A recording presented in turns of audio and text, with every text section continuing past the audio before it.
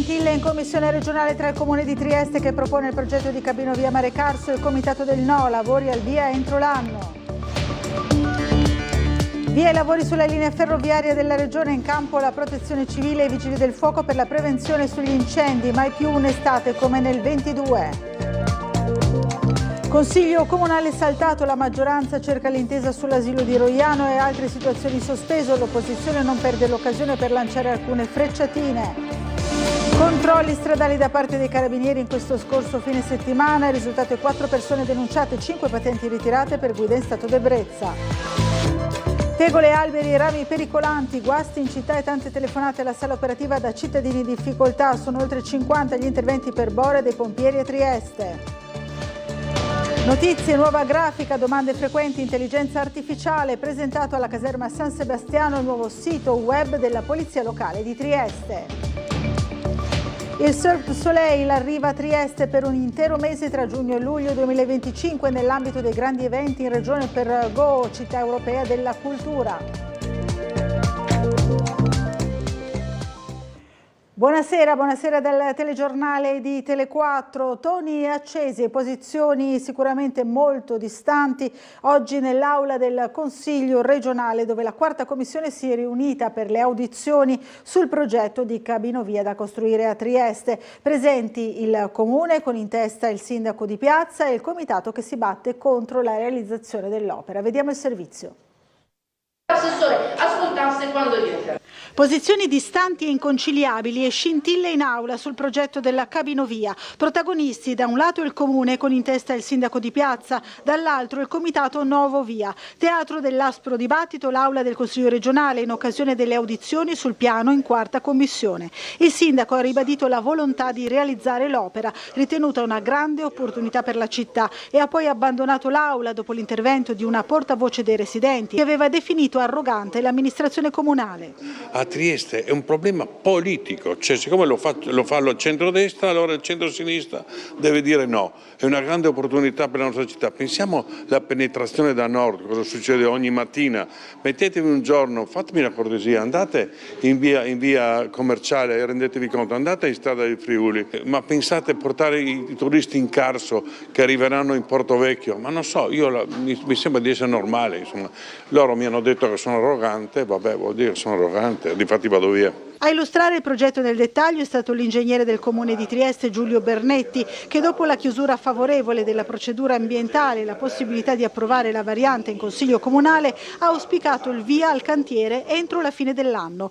Poi per il comitato Novo Via ha parlato l'architetto urbanista Gabriella Robba. È legittimo perché viola delle leggi regionali, nazionali ed europee che impongono protezione dei siti Natura 2000. Quindi è stata forzata una dichiarazione di beneficio ambientale dovuto a una riduzione del CO2 che si basa su dei conti anche matematici sbagliati, quindi di natura proprio scientifica e tecnica. Difendendo l'opera e il lavoro degli uffici regionali, l'assessore alla difesa dell'ambiente Scoccimarro ha parlato di strumentalizzazione politica e di posizioni ideologiche. La Regione è qui soltanto per dare un parere tecnico, 4 direzioni, dirigenti ad altissimo livello che lavorano qua da 20 anni, anche con la giunta precedente di sinistra, quindi voglio dire, o contestiamo che questi dirigenti apicali sono in malafede e quindi si va in Procura della Repubblica, oppure ci fidiamo delle documentazioni tecniche. Giulia Massolino, il Patto per l'Autonomia, prima firmataria della richiesta di audizioni, ha definito la convocazione tardiva una mancanza di rispetto nei confronti della cittadinanza e del Consiglio. Sono 4 mesi che aspettiamo questa audizione, l'abbiamo richiesta il 20 febbraio e si sarebbe dovuta tenere entro l'8 marzo.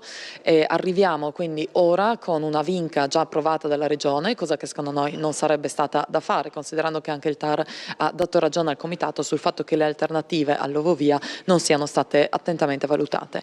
Anche oggi stanno emergendo appunto tutti i dati di natura tecnica sul perché questo progetto è inutile, impattante e insostenibile.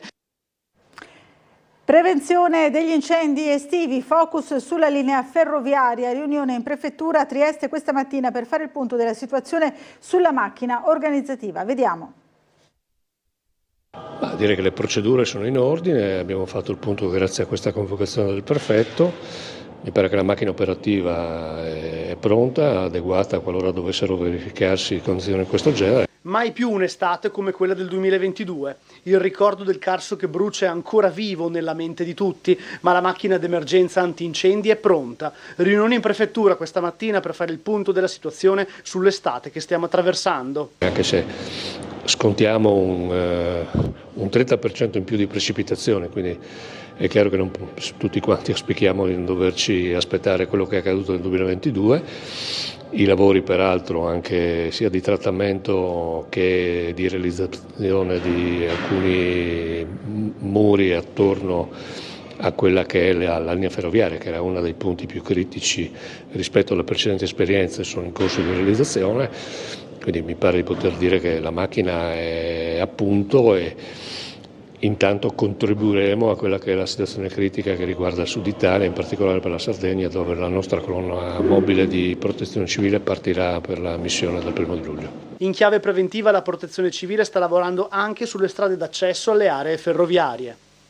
Sì, c'è un grande tema legato alle piste forestali e col corpo forestale stiamo ragionando anche con i colleghi anche dell'agricoltura, stiamo ragionando su questo perché c'è un tema di vegetazione ma c'è un tema anche di accesso più facile, quindi è naturalmente un lavoro pluriennale ancora in corso di approfondimento, quindi vedremo gli esiti di questo sforzo che stiamo facendo in termini di progettualità.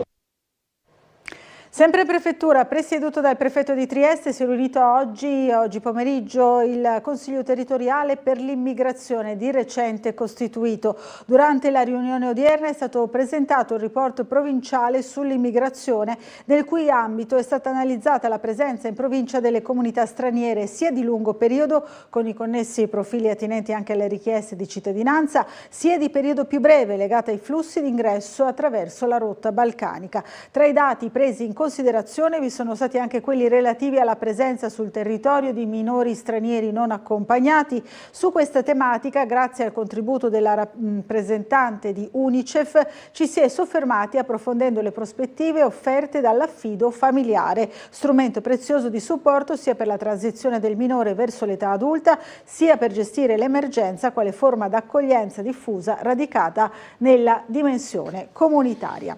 Oggi abbiamo sentito il presidente della Regione Massimiliano Fedriga sul G7, sull'istruzione che si terrà a Trieste il 28 e 29 giugno. Vediamo il servizio. Arriva il G7 qui a Trieste, una parola appunto su questo importante appuntamento. Sì, abbiamo in realtà il G7, la settimana successiva abbiamo la settimana sociale della CEI con il Santo Padre, con il Presidente della Repubblica che arriveranno. Questa settimana appunto i ministri G7, un evento ovviamente di importanza internazionale. Io penso poi che sia tra i più importanti G7 tematici, perché l'istruzione e la formazione è la sfida del futuro, cioè la parte della formazione rispetto anche alle nuove tecnologie che sono a disposizione, la carenza, pensiamo nei paesi G7 in Europa che ci sono di personale, è una delle grandi sfide per lo sviluppo mondiale e globale. Quindi penso che veramente avrà una grande attenzione e avremo necessità di creare delle strade condivise per affrontare le sfide e tramutarle in opportunità. Il centrodestra in Consiglio Comunale cerca l'intesa riguardo la delibera sull'asilo di Roiano e altre situazioni ancora in sospeso. Dal confronto probabile sarà modificato il testo della delibera che tornerà quindi in Commissione. Nel frattempo l'opposizione non perde l'occasione per lanciare alcune frecciatine. Vediamo. Non c'era solo l'asilo di Roiano fra gli argomenti che si sarebbero potuti affrontare oggi in Consiglio Comunale. La seduta, come già noto, è stata revocata per la necessità di un confronto politico fra i gruppi, propedeutico a stabilire in maniera coesa quale sarà la strada da prendere per la delibera su Roiano. Una delibera che, stando alle prime indicazioni, sarà oggetto di qualche modifica. Difficile pensare un vero e proprio ripensamento riguardo l'affidamento in concessione a una cooperativa del servizio educativo dell'asilo in questione. Più facile invece smussare gli angoli del documento prevedendo una durata minore della concessione, che è stata identificata in 6 anni e potrebbe essere dimezzata e inquadrata sotto il profilo della sperimentazione. In ballo poi anche gli altri futuri asili, vedi quello di San Giovanni, che stando alla delibera potrebbero essere interessati dalla medesima procedura di affido in concessione, e anche su questo potrebbe esserci una mediazione, frutto di un compromesso che dovrà raggiungere la maggioranza, in un contesto dove intanto l'opposizione continua a premere sui propri tasti. Il rinvio del Consiglio Comunale è un pasticcio, non è successo una cosa del genere da non succedeva da anni, ed è l'esatta conseguenza dell'ostinazione da parte della destra di portare avanti una delibera come quella della privatizzazione dell'asilo, che va contro tutti gli interessi della città, sia delle famiglie che dei lavoratori. Ci auguriamo che questa pausa di riflessione venga utilizzata dalla maggioranza per ricredersi su questa scelta che danneggia appunto gli interessi della città, e non per passare a una resa dei conti che invece sembra essere l'intenzione di Fratelli d'Italia, che già minaccia espulsioni dalla maggioranza e cose del genere. Ecco, dinamiche di questo tipo, così come anche eventuali accordi interni alla maggioranza per difendere questa posizione indifendibile, sono ciò che è di più lontano da appunto l'interesse della città ad avere 66 posti di asilo nido nel pubblico, universali e accessibili a tutti, e non di fare l'ennesimo regalo ai privati al quale purtroppo la destra ci ha abituato da tempo. Siamo alla cronaca, controlli stradali da parte dei carabinieri in questo scorso fine settimana. Il risultato è di 4 persone denunciate e 5 patenti ritirate per guida in stato di ebbrezza. Vediamo.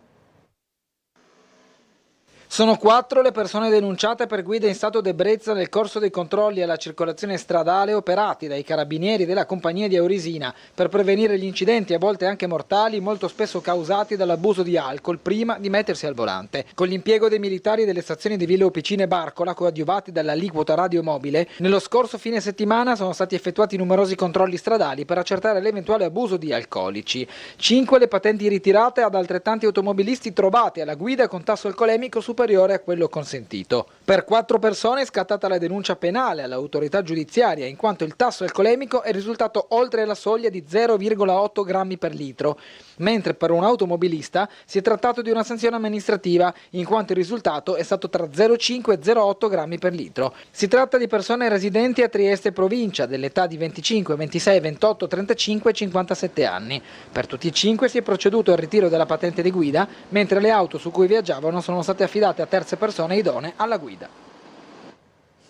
La stazione di Trieste del soccorso alpino ha soccorso tra le 8 e le 8:30 circa di oggi una donna di 49 anni, infortunatasi al ginocchio dopo una caduta lungo il sentiero 1 della Val Rosandra. 7 soccorritori attivati dalla SORE si sono portati a piedi verso il luogo dove si trovava la donna, l'hanno stabilizzata e imbarellata per trasportarla a spalle lungo 600 metri di sentiero fino al rifugio Premuda, dove attendeva un'ambulanza. Ci ha lasciati Miro Cernaz, a lungo direttore del mare della società velica Barcola Grignano e punto di riferimento di tutti gli armatori e regattanti del Golfo. Con il suo Spitz ha partecipato a più di 30 barcolane, è stato uno dei padri della manifestazione. Tutta la SVBG si stringe attorno alla figlia Francesca, la moglie Nadia, in questo momento difficile. A dare la triste notizia della morte di Miro Cernaz, che sabato scorso aveva compiuto 77 anni, è stata la stessa società che organizza la barcolana attraverso un post sui social. Sabato 29 giugno alle 12:30 all'obitorio del cimitero di Sant'Anna lo saluteremo, verrà salutato appunto per l'ultima volta. L'esposizione della bara sarà a partire dalle 11:30. Raffiche di bora fino a 100 km orari oggi in città, una cinquantina gli interventi dei vigili del fuoco, ma poi c'è un aggiornamento, ne sono stati in realtà quasi un'ottantina, chiusi per precauzione i giardini pubblici. Vediamo.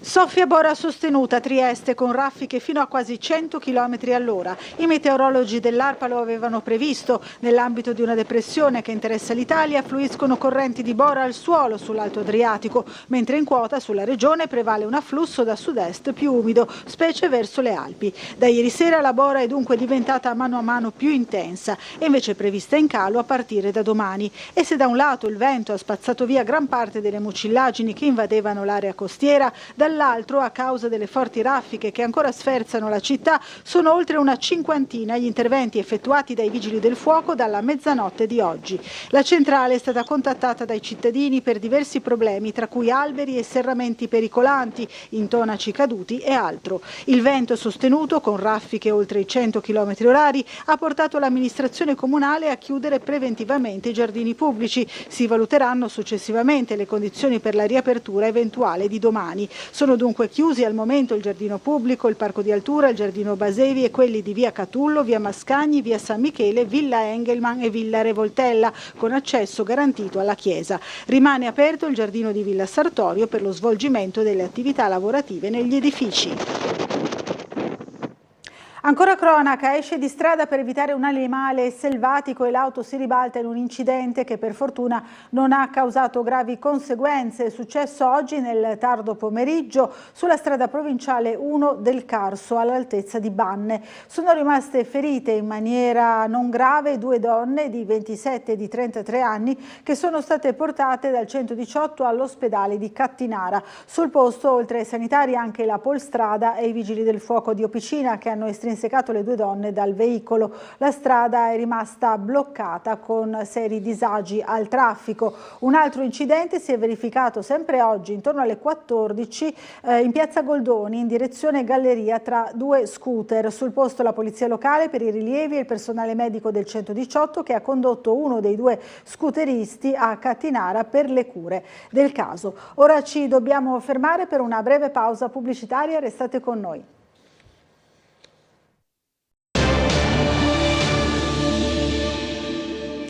Riprendiamo il telegiornale in diretta, un nuovo sito più efficiente, più intuitivo e facile da usare per rispondere al meglio alle esigenze dei cittadini. La Polizia Locale di Trieste presenta la sua nuova pagina web. Vediamo.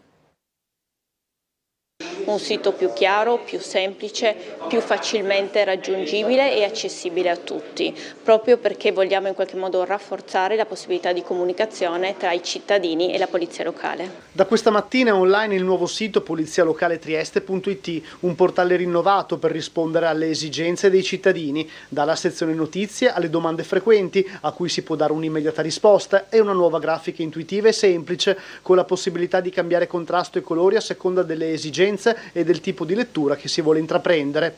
L'architettura informativa e le varie caratteristiche sono state individuate dal Servizio Informazioni Istituzionale e Open Government e realizzate dalla società Media Technologies SRL.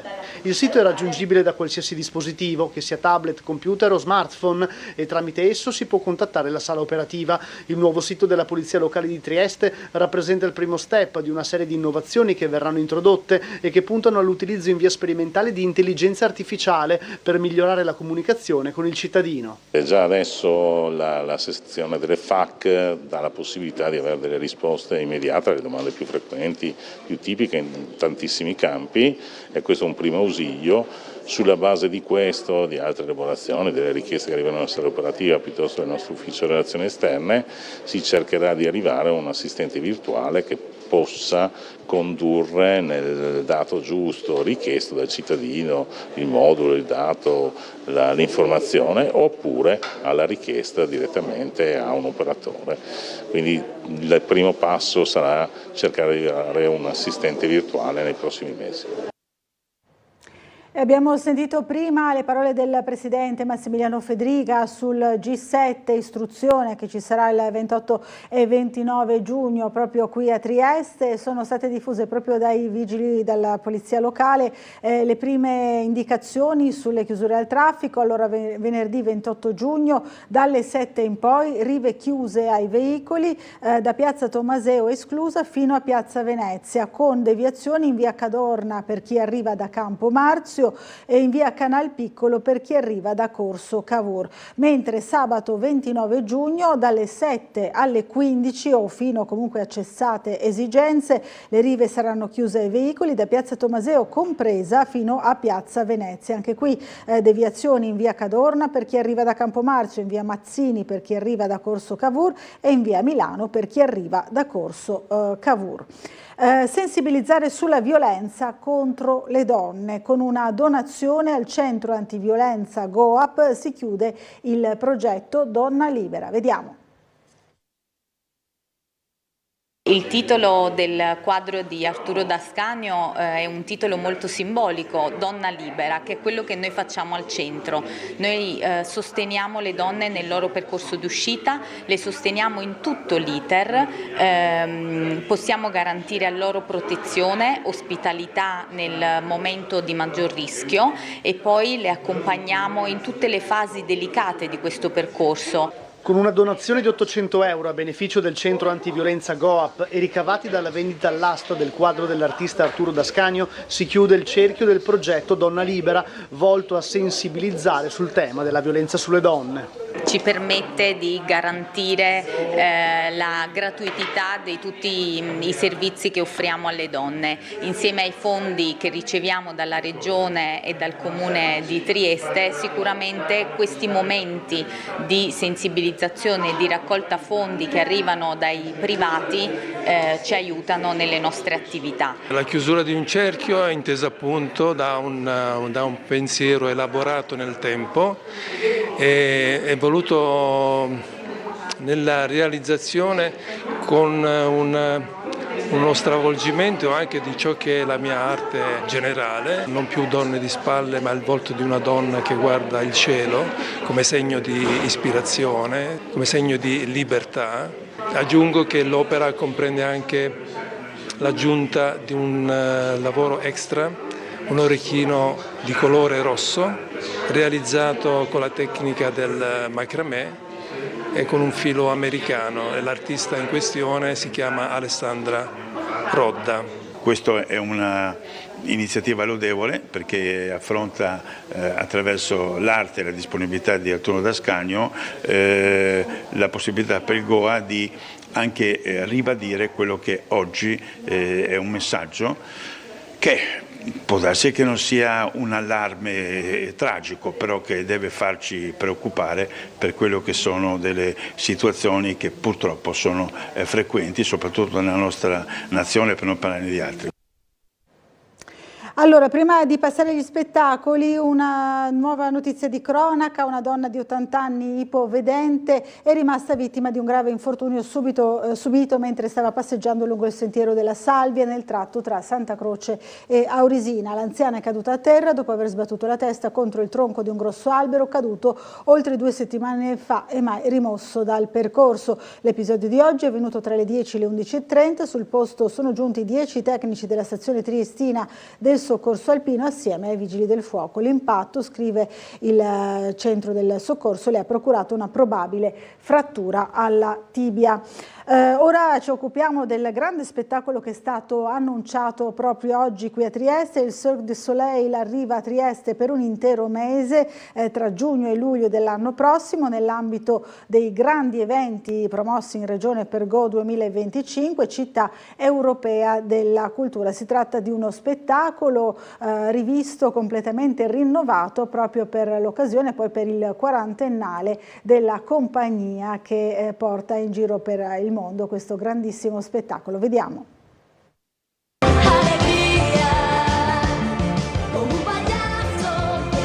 Il circo, si sa, è il più grande spettacolo del mondo. Il Cirque du Soleil arriva a Trieste per un mese intero, dal 13 giugno al 13 luglio del prossimo anno, con Allegria in a New Light, uno fra i più imponenti spettacoli mai andati in scena in Friuli Venezia Giulia. La compagnia celebra il suo 40° anniversario annunciando proprio a Trieste, unica nuova piazza, le tappe italiane, le altre sono Roma e Milano, del suo nuovo tour internazionale. L'annuncio in una conferenza stampa nel Palazzo della Regione a Trieste col presidente Fedriga, l'assessore al turismo Bini, il vice sindaco Tonelli e il presidente del Teatro Stabile Granbassi. Qui si aggiungeranno molti altri eventi che stiamo costruendo sempre in vista di Gorizia 2025, ma che coinvolgeranno tutta la regione. Questo è un esempio. Il Circo Soleil a Trieste rappresenta ovviamente un evento di carattere internazionale. Siamo l'unica nuova tappa internazionale inserita nel Tour 2025. Siamo davvero entusiasti di annunciare la tappa del Cirque qui a Trieste, uno spettacolo che allinea Trieste con le grandi capitali internazionali e grandi città che hanno ospitato in passato questo meraviglioso spettacolo. Siamo entusiasti così di affrontare questa operazione che per noi sarà molto impegnativa sotto tanti punti di vista, però così la gioia di poter portare per la prima volta in Triveneto il più grande spettacolo del mondo naturalmente ci farà sorpassare tutte le difficoltà. Allegria in a New Light è la straordinaria rivisitazione creativa del celeberrimo spettacolo del 94, acclamato in tutto il mondo, che vede al lavoro un cast internazionale di 54 tra acrobati, clown, musicisti e cantanti. Allegria in a New Light è stato ricreato partendo appunto da Allegria per il 25esimo anniversario dello spettacolo nel 2019 e l'idea è quella di reinventare, reimmaginare gli spettacoli più iconici del Cirque du Soleil e tutti gli aspetti che vi aspettate, insomma, da Cirque du Soleil ci sono queste creazioni incredibili, c'è tutto. Vi porteremo in un viaggio ancora più incredibile che finirà con questo trapezio volante, sarà una delle poche occasioni che avrete per vedere questa cosa dal vivo. Allora, in chiusura ancora una notizia di economia. Fincantieri chiude in rialzo del 23% a 4,78 euro in borsa con l'avvio dell'aumento di capitale da 400 milioni finalizzato all'acquisto di Underwater Armament System da Leonardo. I diritti sono saliti del 41% a 1,58 euro. Nell'ambito dell'aumento di capitale le azioni saranno offerte in rapporto di 9 ogni 10 titoli Fincantieri detenuti. I diritti di opzione sono esercitabili fino all'11 luglio e sono negoziabili fino al 5 luglio. Sia sul prezzo del diritto sia sul prezzo dell'azione stiamo andando bene, ha commentato Pierroberto Folgero, l'amministratore delegato di Fincantieri, sulla risposta del mercato all'aumento di capitale. Allora vi ricordo che domani mattina, sveglia Trieste, avremo ospiti in studio Francesco Bussani, consigliere comunale a Muggia del Partito Democratico, e poi Giorgio Cecco di Idea Giuliana, consigliere della quinta circoscrizione. Per il telegiornale è tutto, ma non andate via perché fra pochissimo parleremo, come spesso facciamo di lunedì, con Marco Gombacci, direttore dello European Post e docente all'Università Europea di Valencia. Fra poco.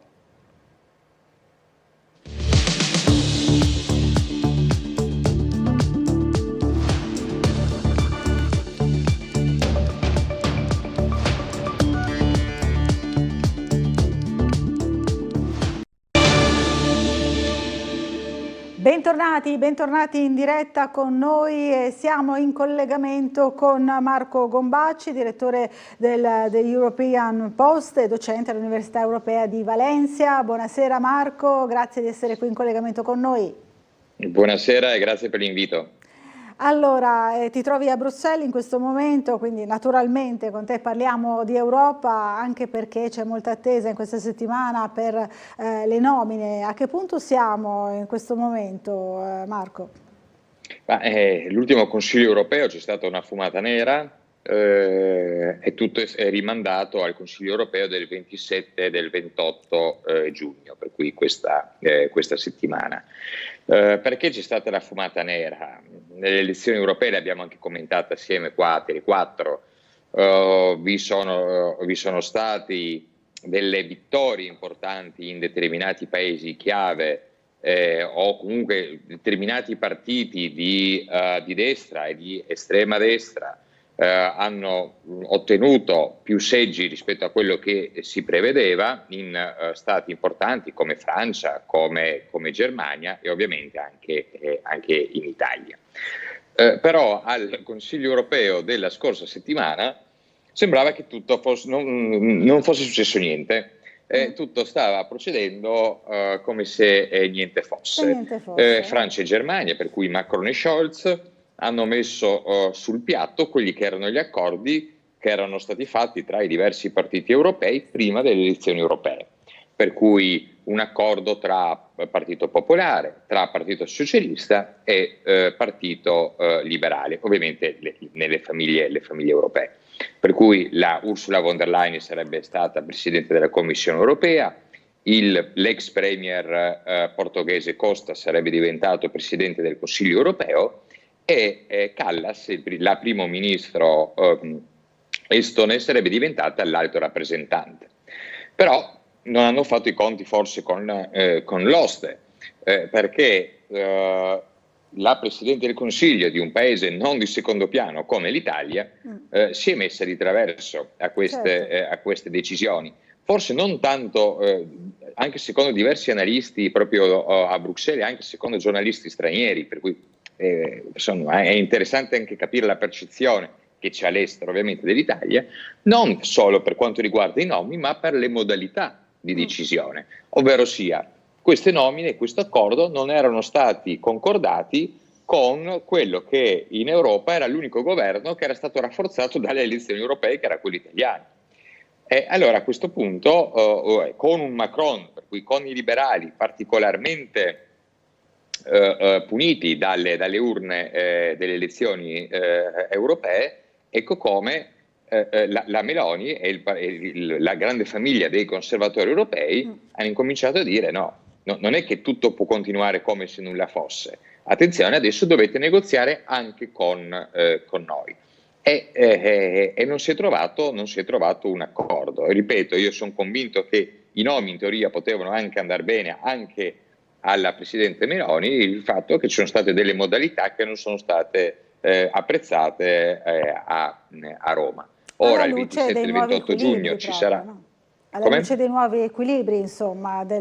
Ci sono dei nuovi equilibri, ecco. E soprattutto, attenzione, perché noi qua a Bruxelles, molti stanno facendo i calcoli dal punto di vista algebrico e matematico, ovvero sia, noi riusciamo comunque a fare una determinata maggioranza europea perché da un punto di vista matematico abbiamo la maggioranza. Ma non è che stiamo facendo a proposito siamo in un periodo di maturità, non è che stiamo facendo il problema di maturità del liceo scientifico, cioè c'è anche un dato politico e pensare, soprattutto per i popolari, di non guardare anche ai conservatori, aprendo le porte anche a quei partiti della destra europea che fanno parte ormai di una destra sdoganata, sarebbe un errore molto grande da un punto di vista politico, ripeto, non algebrico. Da quello che si percepisce, la Presidente del Consiglio italiana è andata a battere là dove il dente duole, ovvero sia Macron, che ha dovuto indire anche nuove elezioni in Francia per lo scarso risultato elettorale che ha ottenuto. Ne parliamo, infatti. E è andato ovviamente a parlare, a ridiscutere il nome dell'alto rappresentante, che come parlavamo prima è il primo ministro estone Kallas. Anche perché la politica estera non si fa solo a est, ma si deve fare anche a sud, per cui bisogna trovare dei nomi di compromesso affinché l'alleanza, anche quella europea, sia a 360 gradi e non si guardi solo in determinate aree dove solo alcuni stati hanno degli interessi prioritari. Allora, l'hai citato più volte, Macron, si scrive Consiglio europeo, si legge elezioni francesi, perché queste elezioni francesi piombano un po' come da tese sulla settimana che porta poi al nuovo summit di Bruxelles, no? Quindi è una settimana davvero determinante anche per questo aspetto. In cosa incidono queste elezioni europee? Abbiamo visto insomma scenari mutati, in particolare in Francia, che hanno richiesto proprio il voto, no? Da parte di Macron. Allora, Macron ha fatto una grandissima scommessa. Perché? Perché le elezioni parlamentari per l'Assemblea Générale francese sono a doppio turno, con collegi uninominali. Questo cosa vuol dire? Che o c'è la possibilità che attraverso il secondo turno, al secondo turno tutti i partiti contro Bardella e Le Pen si coalizzano, per cui vanno a bloccare le elezioni di un membro del Rassemblement National, per cui le elezioni le rivince questo grande listone di sinistra, oppure qualche candidato anche macroniano, per cui diciamo centrista, anche se tanto di centro forse non lo sono, oppure vince Bardella. Però questo vorrebbe dire cosa? Una coabitazione tra Bardella come primo ministro e Macron presidente, per cui vorrebbe dire azzoppare un po' tutte le promesse che Bardella sta facendo in campagna elettorale, perché con una coabitazione, con una presidenza che cercherà di bloccare anche determinate attività del governo, dell'eventuale governo di destra francese, ovviamente capiamo che vorrebbe dire quasi bruciare la destra francese prima delle presidenziali che si terranno nel 2027. Per cui molta attenzione a quello che succederà. Ma il dato interessante è che anche qua noi parlavamo di come queste elezioni, di come la situazione francese possa influenzare anche le decisioni europee, certo, e le decisioni che vengono fatte qua a Bruxelles. Ma il Presidente del Consiglio europeo, Charles Michel, ha deciso di indire il prossimo Consiglio europeo 2 giorni prima del primo turno delle elezioni francesi, in maniera tale che le elezioni francesi non incidano sulle decisioni europee. Adesso, io con tutta la verità, io capisco che questi sono anche degli stratagemmi politici corretti e legittimi, ma ripeto, se a livello europeo, se i vertici europei pensano che quello che è successo alle ultime elezioni europee è solo un dato algebrico, matematico e non è un dato politico, molta attenzione, perché i prossimi 5 anni allora determinati partiti che vengono chiamati populisti, che vengono chiamati destra estrema, indifferente, avranno una capacità anche comunicativa di attaccare quell'Unione Europea burocratica che non ha capito il segnale che veniva dato dai cittadini alle urne delle elezioni europee, ma ha continuato come se nulla fosse. Per cui qua ci si gioca tanto anche per i livelli nazionali. E in tutto questo si inserisce ovviamente un governo che già è stato ampiamente sdoganato a livello europeo, che è quello italiano, per capire anche quale portafoglio l'Italia potrebbe ottenere nella prossima Commissione europea. Perché se gli dovessero dare, anche in questo caso, magari un portafoglio di secondo piano, perché non fa parte della maggioranza tra popolari, socialisti e liberali, allora ci sarebbe anche un dato politico molto forte. Auspico che i vertici europei non siano miopi e capiscano che l'Italia rimane l'Italia, che devono parlare con il governo italiano anche se a loro non piace, per cui auspico lungimiranza nelle decisioni e non miopia, perché andrebbe anche contro gli stessi interessi europei. E poi si tratterebbe di capire come reagirebbe il nostro governo a un'eventuale scelta, insomma, miope, come ti esprimevi tu. Sicuramente, anche perché bisogna ricordarsi che, io questo lo dico tante volte, l'Italia, cioè tutti i paesi europei, membri dell'Unione Europea, hanno un peso specifico. Non è che uno vale uno. Malta non può pesare come l'Italia, il Lussemburgo non può pesare come la Germania. E mettere all'angolo un governo a livello europeo come quello italiano, perché vi è una destra centro, chiamiamola un po' come vogliamo, ovviamente non estrema destra, che è una narrativa che non attecchisce nemmeno più a Bruxelles, sarebbe un errore madornale. Non capire i segnali che vengono dalla Francia, che vengono da Parigi, vorrebbe dire chiudere gli occhi, far finta che niente è successo, gestire i dossier e magari addirittura alleandosi con i Verdi. Vi sono determinati partiti europei, e mi riferisco soprattutto a quelli socialisti, che hanno detto allarghiamo la maggioranza includendo anche i Verdi, quando tutta Europa sta andando a destra. Ecco, i vertici europei e anche il futuro esecutivo europeo, quello della Commissione europea, ovviamente deve rispecchiare la volontà dei cittadini europei, non può rispecchiare solo determinati dati, ripeto, matematici o algebrici, e far finta che, ad esempio, tutte le politiche green che sono state portate avanti dalla Commissione europea non hanno avuto un impatto negativo sulla popolazione. Dopo del perché, se è giusto o sbagliato, questi magari abbiamo un'altra trasmissione, ne possiamo parlare. Ma però il dato di fatto è che i stato, cittadini hanno punito determinati partiti per aver portato avanti determinate politiche. Anzi, proprio la far finta politica, che questo non è successo sarebbe un errore madornale.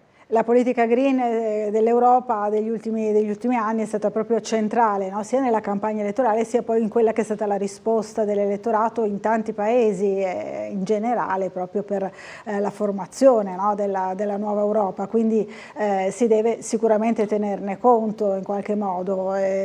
Oltre a questo segnale forte, insomma, che è arrivato dall'elettorato, quale altro segnale secondo te è stato proprio non va ignorato ed è stato proprio così centrale in queste elezioni, nei risultati di queste elezioni? Beh, la tematica della sicurezza, senza ombra di dubbio. Non è un segreto che l'AfD, che quello sì è un partito di estrema destra, in Germania ha vinto, soprattutto nella Germania dell'Est. Vi sono delle mappe che fanno quasi paura, perché tu vedi una Germania spaccata in due, dove nella vecchia Germania dell'Ovest vince la CDU e in Baviera la CSU, per cui partiti di centrodestra popolari che fanno riferimento al Partito Popolare Europeo, mentre nella vecchia Germania dell'Est vince l'estrema destra. E questo ti fa capire come determinate tematiche sono anche percepite in maniera differente da uno Stato che è unificato da più di qualche decennio. Però rimangono sensibilità differenti, per cui anche la politica delle porte aperte della cancelliera Angela Merkel è stata punita dai tedeschi, che hanno fatto sì che l'AfD diventi il secondo partito in Germania. L'altra cartina che fa pensare è quella della Francia. Noi vediamo che in tutta la Francia, tranne che in determinati quartieri, gli arrondissement parigini, in tutta la Francia ha vinto la destra di Bardella e di Le Pen, mentre in Francia mentre nel centro di Parigi ha vinto Macron. Questo è un altro dato. In tutta la Francia stiamo parlando, e questo è ovvio che chiunque possa frequentare la Francia, ma anche Parigi, il sud della Francia, dove la destra è sempre stata molto forte, o altre città, si rende immediatamente conto che c'è un qualcosa nelle politiche migratorie, nelle politiche di Francia li chiamo di assimilazione, ma insomma di integrazione dei migranti, c'è qualcosa che non ha funzionato. La popolazione francese dice: noi veniamo subissati da tasse che sono molto più alte rispetto a quelle che abbiamo in Italia, per cui noi sempre ci lamentiamo, certe volte facendo il paragone ci rendiamo conto che forse alcune volte ci va meglio a noi che agli altri.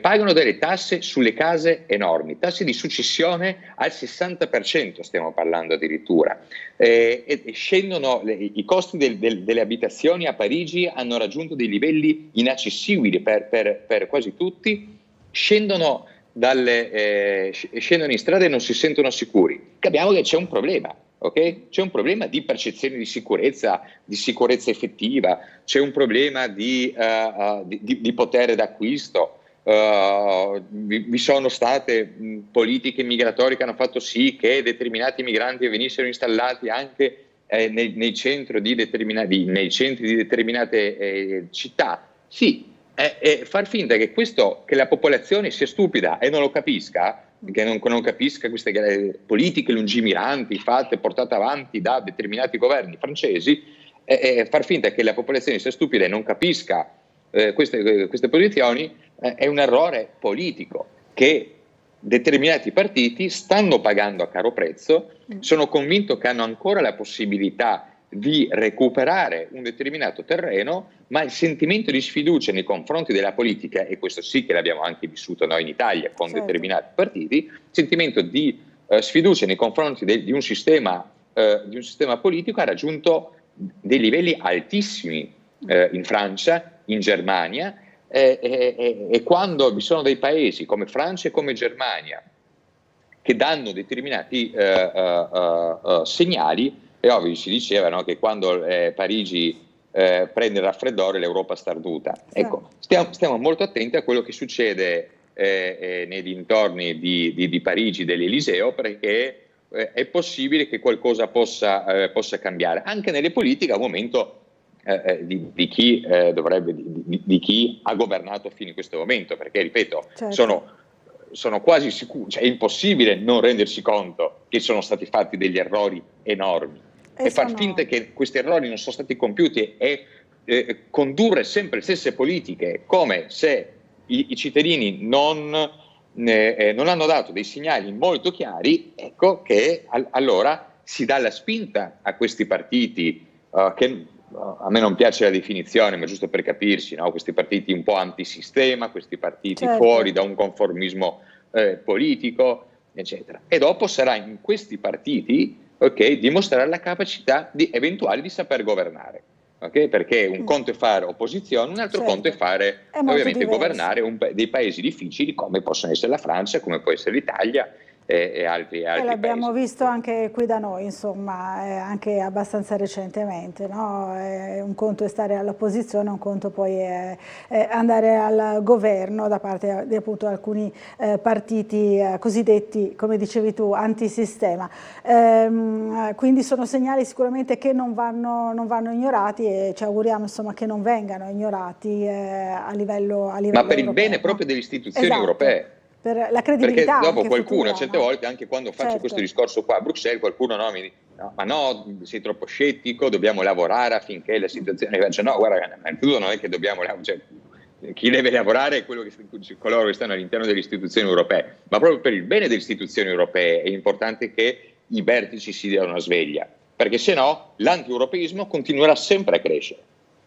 È vero, allora intanto noi qui a Trieste stiamo aspettando appuntamenti internazionali molto importanti, anche qui ci saranno allora il G7 istruzione il 28 e 29 giugno, poi ci sarà la settimana della CE, la settimana sociale dei cattolici, ci sarà prima l'intervento del Presidente Mattarella e poi addirittura insomma, la visita del Papa che tutti aspettiamo per la domenica 7 luglio, quindi insomma importanti appuntamenti per Trieste, nuovamente al centro dell'Europa, possiamo dirlo.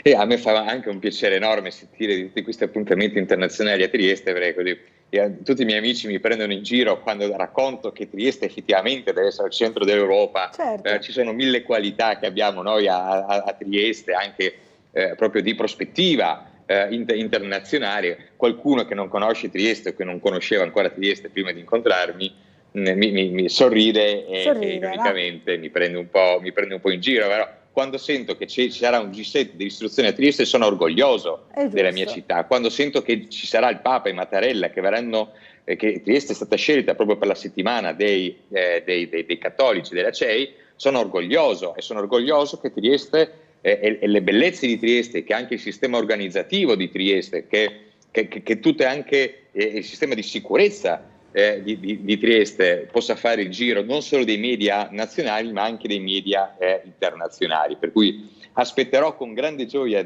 queste giornate per inviare tutte le fotografie e tutti gli articoli a tutti i miei amici internazionali per sottolineare quanto Trieste sia importante anche da un punto di vista internazionale. E fai bene, grazie a Marco Gombacci per essere stato con noi, torna presto a trovarci prossimamente qui, magari anche in studio, comunque in collegamento con noi per commentare le notizie internazionali. Grazie.